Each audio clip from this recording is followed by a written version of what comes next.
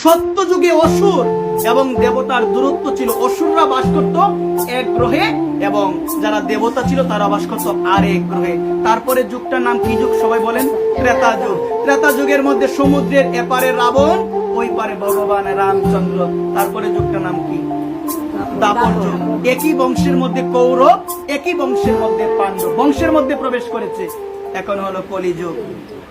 গ্রহ নয়, সমুদ্রের এপার ওপার নয়, তারপরে বলছে কিমা বংশের মধ্যে নয়, একই মনের মধ্যে সুর, একই মনের মধ্যে অসুর। একবার এখন ভালো, আমি দেখলাম আমার মা এখানে বসে কথা শুনছে, একটু পরে বাড়িতে গিয়ে রেগে, অবস্থা এত খারাপ বাসা। আমি দূর থেকে চিন্তা করব, একটু আগে যিনি ছিলেন পাটে, উনি কি আমার সেই মা? আমার সেই মা উনি, কিন্তু তখন ছিল দেবত্ব ভাব, কিন্তু পরবর্তীতে হয়ে গেল অসুর ভাব।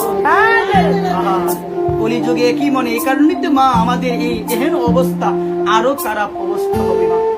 কলিযুগ যত যাবে ততই মানুষের মধ্যে সুচিতা কমবে। বর্তমানে সুচিতা আর কেউ দেখে না। সুচিতা মানে কি?